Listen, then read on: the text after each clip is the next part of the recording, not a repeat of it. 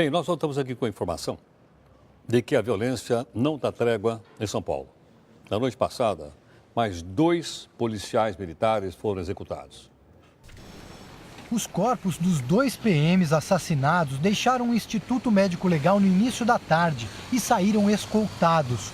O crime foi ontem à noite na comunidade de Heliópolis, na zona sul da capital. E nenhuma testemunha deu detalhes do que aconteceu. Após a ocorrência de crimes violentos, as pessoas se sentem um tanto receosas de prestar informações aí. Os corpos estavam ao lado desta moto. Os PMs foram mortos com pelo menos 5 tiros e estavam sem as armas. Uma outra moto que pertencia a um dos policiais foi encontrada abandonada a 4 quilômetros dali, em São Caetano do Sul. Os policiais trabalhavam neste batalhão. Um fazia o patrulhamento de moto, o outro pertencia à Força Tática.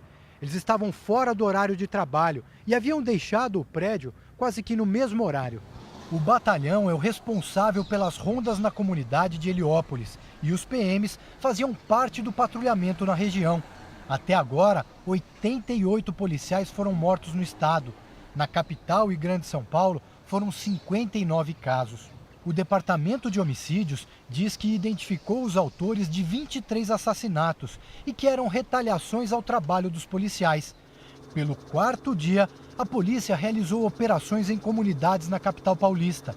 A ação começou no fim da tarde na Zona Sul. O objetivo é localizar pontos de venda de drogas, além de prender procurados pela justiça. São locais onde também estariam os suspeitos de envolvimento nos ataques a policiais. O mês de outubro bateu recorde de violência. O número de homicídios na capital paulista cresceu 86% em relação ao mesmo mês do ano passado. Foram 145 casos em outubro de 2012 contra 78 em 2011. Os números foram divulgados pelo jornal Estado de São Paulo com base nos dados do Infocrim, o Sistema de Informações Criminais. É o número mais alto desde que a contabilidade mensal começou a ser feita pelo governo de São Paulo em janeiro do ano passado. E o mesmo governo de São Paulo aceitou hoje ajuda federal para conter a violência. A parceria foi acertada por telefone entre a presidente Dilma Rousseff e o governador Geraldo Alckmin. Nos últimos dias, a oferta de ajuda gerou uma troca de farpas entre o secretário da Segurança Pública de São Paulo, o Antônio Ferreira Pinto, e o ministro da Justiça, José Eduardo Cardoso. Bom, para a gente poder entender agora a questão da segurança, está aqui conosco uma especialista em direito penal e direitos humanos, doutora Maíra Zapata, a quem nós queremos agradecer mais uma vez. Boa noite, Agradeço, Geraldo. Boa noite. Boa noite, André. Doutora Maíra, inicialmente gostaria que você explicasse o seguinte. No Rio de Janeiro, quando o Estado começou a retomar as favelas, as comunidades, instalaram as unidades pacificadoras. Não é? Isso. Então, até quando entraram, chegaram com um comboio militar, entraram a hastear a bandeira do Brasil. A impressão era o seguinte: declararam uma guerra contra o Estado, né? Tomaram o Estado e botaram a bandeira brasileira. Então, agora vocês pertencem ao Brasil. Né?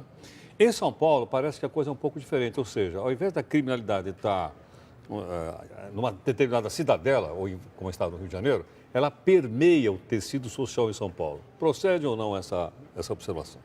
Ela procede em grande medida, Heródoto, porque a gente tem que notar que São Paulo e Rio de Janeiro têm, em primeiro lugar, geografias muito diferentes.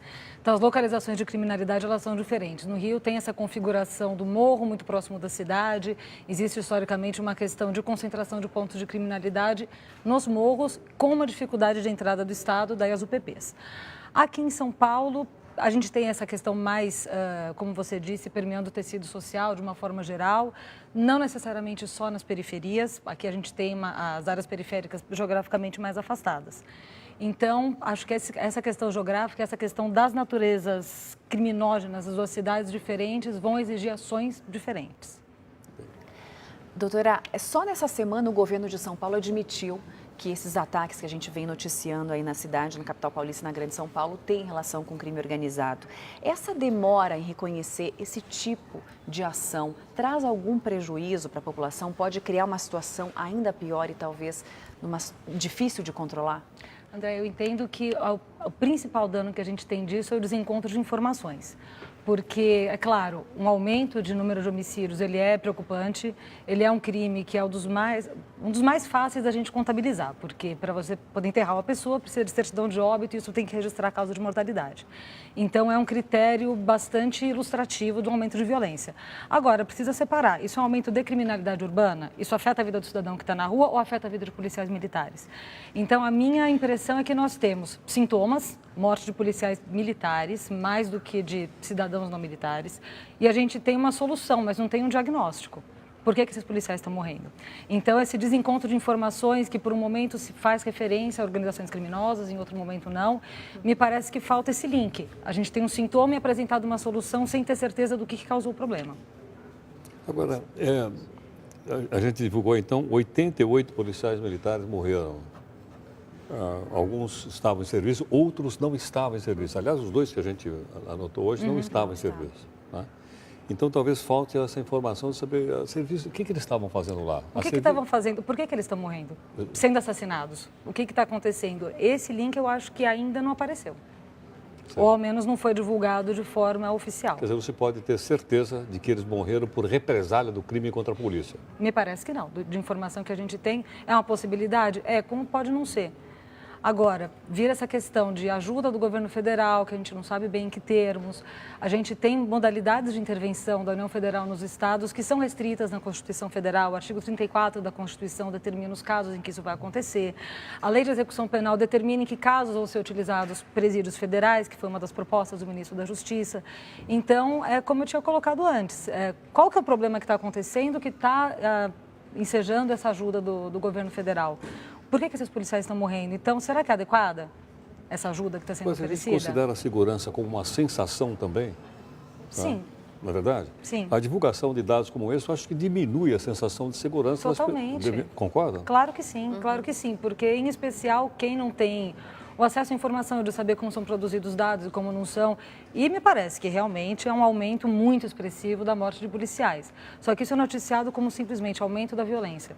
As pessoas vão ter uma sensação maior de insegurança. Isso vai levar a atitudes populacionais, a adoção de discursos mais violentos, em geral de maior repressão e que não necessariamente vão dar os resultados almejados, que eu acredito que seja, independentemente de qualquer viés ideológico, partidário, um aumento de sensação real de segurança. Doutora, outra questão polêmica é essa relação aí entre os governos, né? Essa parceria entre os governos estadual e federal de apoio para combater a criminalidade. Existe uma situação que as pessoas assistem isso que você não consegue entender. O governo estadual não quer ajuda, o federal quer oferecer, faz a propaganda, fica uma queda de braço e, na verdade, quem sai perdendo com isso? Eu acho que sempre quem sai perdendo, como de hábito, é a população que, no mais das vezes, não entende por que essa parceria está sendo feita. Eu acho que a gente não pode excluir a questão da polarização política que tem acontecido nos grandes centros do Brasil entre PT e PSDB. Não podemos tirar de cena que acabou de haver uma derrota política na capital de São Paulo, do PSDB pelo PT. Então, são disputas políticas que eu acho que não podem ser excluídas da análise de por que esse debate está acontecendo. O problema é que o fator central, que teve aumento de violência, não teve como a gente vai solucionar, acaba ficando em segundo plano. Agora, doutora Maíra, veja que coisa interessante, você falou o diagnóstico, né? Nós estamos vivendo uma época de crescimento social no Brasil como nunca tivemos antes. Nós tivemos 12 milhões de pessoas passando, 48 milhões de pessoas passando para aqui está sendo chamado de classe média, é verdade que ele existe, né? Mas é classe média. Nós estamos tendo 5% de desemprego no país. 5%, segundo Keynes, é pleno emprego. É pleno emprego. Na verdade, é pleno emprego. Quer dizer, então, teoricamente, a riqueza está melhor distribuída no país, as pessoas estão tendo de trabalhar, os trens estão lotados de pessoas trabalhando, indo de um lugar para o outro. E, no entanto, a gente tem um momento de violência, como, por exemplo, não só assassinatos, mas assaltos contra residências, roubos, por aí afora. Quer dizer, é um fenômeno social que está acontecendo que eu não consegui ver. Heraldo, eu acredito essa situação, na verdade, é uma questão dos recortes. porque se faz uma associação muito imediata à situação econômica desfavorável ao aumento de criminalidade. Uma coisa que poucas pessoas têm visto é o quanto o nosso Código Penal protege o patrimônio. Então, no lugar onde se dá uma importância elevada à acumulação de patrimônio, esses crimes eles vão ser mais protegidos. O que significa dizer isso? A gente vai ter mais crimes previstos em lei protegendo o patrimônio. Só para vocês terem uma ideia, a gente tem 32 crimes que protegem o patrimônio e 4 que protegem a liberdade. Então, por uma questão de estatística, esses crimes vão aparecer mais. E outro ponto, será que é só a situação econômica que vai ser o causador de uma criminalidade? Novamente, volto a insistir nesse ponto. Não existem estudos categóricos que digam lugares pobres têm mais criminalidade, lugares ricos têm mais criminalidade. Basta lembrar dos Estados Unidos, que é a primeira população carcerária do mundo. Uma nação tida como uma das nações mais ricas, com uma distribuição de renda bastante razoável, né, um dos lugares de concentração de renda mais elevado do mundo, e que tem uma taxa de criminalidade alta. Supondo que as pessoas que estão presas passaram por devido processo legal, que só está preso quem praticou crime, é de julgar que um país que tem muita população carcerária tem muito crime. O que nós temos aí? A gente vai ver mais uma reportagem, doutora. Além de policiais, a madrugada teve novas execuções de civis. 3 pessoas foram assassinadas na Grande São Paulo. Os crimes chamam atenção pela semelhança. 2 das vítimas eram metalúrgicos e tinham cargos de chefia. Valdomiro Barbosa era encarregado de produção. Foi morto com um tiro na cabeça. O corpo foi encontrado dentro do carro, na porta da casa dele, em Santana de Parnaíba. Nunca vi uma pessoa tão decente que nem era ele. Testemunhas disseram que um homem numa moto disparou contra ele e fugiu em seguida. A menos de 4 quilômetros dali, um outro metalúrgico foi assassinado por 2 homens numa moto. João Moreira, de 39 anos, seguia para o trabalho e não teve tempo de se defender. Foi morto com 6 tiros. E na zona sul de São Paulo, mais um assassinato cometido por bandidos usando moto. Um vigilante de 48 anos levou 5 tiros dentro do carro. Ele não tinha passagens pela polícia. Especialistas em segurança acreditam que o governo precisa dar uma resposta contra a banalização da violência. Se você consegue identificar padrão, consegue identificar o diagnóstico, você consegue melhorar a atuação da polícia militar, porque ela passa a ser orientada por uma inteligência de informação, e você também combate a sensação de impunidade, esclarecendo rapidamente o crime e mostrando que toda vez que tiver um crime haverá punição. A doutora Maíra Zapata continua aqui conosco. Doutora Maíra, a gente tinha um dado aqui dizendo que a violência em São Paulo seria 8 assassinatos por 100 mil habitantes. Londres, 2 por 100 mil. Portanto, São Paulo tem muito mais. Londres tem 8 milhões de habitantes, São Paulo tem 11,5. Né? Então, em números absolutos, São Paulo, então, muito mais. Na verdade, vou ultrapassar bastante. Isso faz de São Paulo uma das cidades mais perigosas do mundo ou não? 8 por 100 mil? É um dado, uma análise interessante da gente fazer, porque ela está dentro das cidades perigosas do mundo, mas não do Brasil. São Paulo assusta em termos de números absolutos, como você colocou. A população é grande, então a nossa taxa de mortalidade por homicídio por 100 mil habitantes ela vai ser elevada. Agora, dentre as capitais brasileiras, por incrível que pareça, é a menos violenta em termos de homicídio. Ah, é? É. Segundo o último estudo de mapa da violência de 2012, a capital mais violenta é Alagoas e São Paulo é a última. O estado de São Paulo é o 3º menos violento em termos de homicídio. Agora, um ponto em que eu sempre insisto é que esse nível de violência a gente tem muitos poucos meios para aferir. Se usa muito dados de Secretaria de Segurança, que são boletins de ocorrência, que não necessariamente correspondem a crimes que foram praticados. Então, a gente pode ter uma violência ainda maior daquela que aparece no registro. Então, é novamente a questão da falta de diagnóstico. Como que a gente vai combater um problema sem ter a real noção da proporção daquilo que ocorre? Mas esses dados poderiam vir de onde, além da Secretaria da Segurança Pública, que faz o registro, da Delegacia de Polícia? Seria a fonte principal, a Secretaria de Segurança Pública, porém a gente precisaria de uma polícia que trabalhasse de uma forma homogênea, de uma forma mais eficaz. Os métodos de coleta desse dado variam, de estado para estado é completamente heterogêneo, de uma cidade para outra é heterogêneo. Então a gente precisaria primeiro fazer uma uniformização dessa coleta e armazenamento de dados, de sistematização, de forma como isso vai ser registrado.